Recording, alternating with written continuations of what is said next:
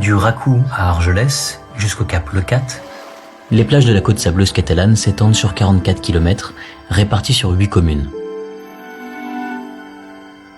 70 000 personnes y habitent à l'année et 10 fois plus en été. C'est un littoral naturellement riche et offrant un cadre de vie singulier malgré les pressions qu'il peut subir.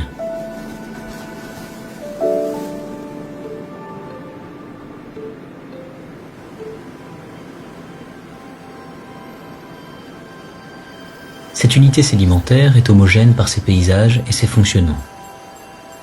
On y étudie notamment le déplacement du sable et l'érosion. Les plages sont modelées par la dérive littorale. Ce courant fait circuler le sable du sud au nord, tout le long de la côte sous l'influence de la houle oblique.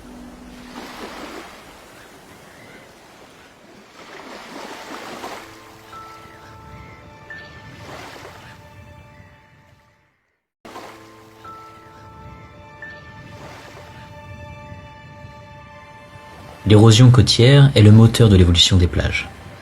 Elle se traduit parfois par un manque de sable.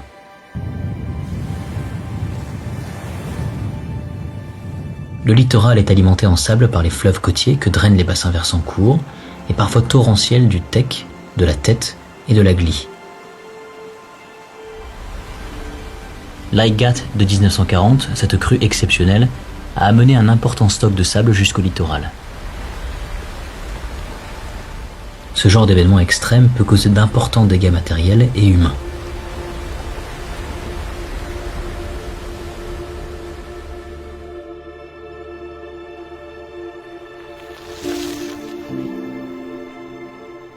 Des aménagements comme les digues ou les barrages protègent contre les inondations, mais perturbent la circulation des sédiments.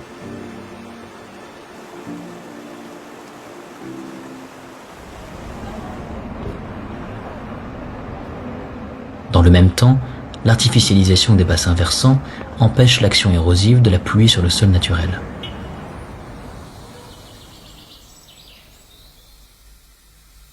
La moindre exploitation des terres agricoles a également des conséquences car la végétation reprend ses droits et fixe les sols.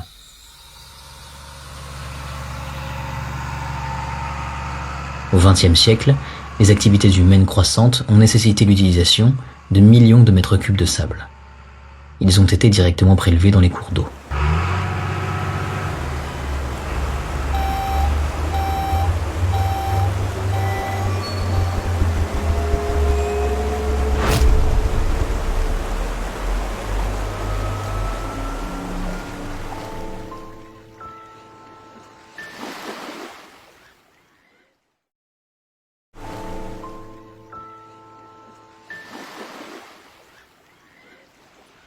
Sur la côte, le sable a du mal à circuler.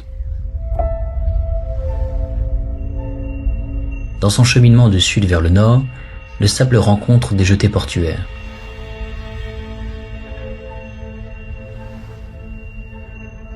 Il s'accumule au sud de ces obstacles et peine à alimenter les plages situées plus au nord.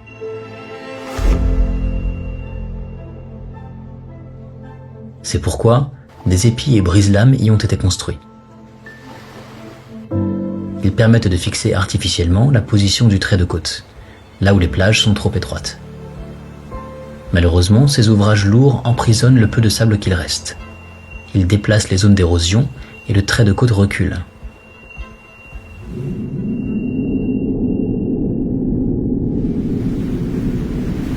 La mer s'approche de plus en plus de la terre, surtout lors des tempêtes. Ainsi, les plages sont marquées par des ruptures brutales, révélant des zones vulnérables à la submersion marine.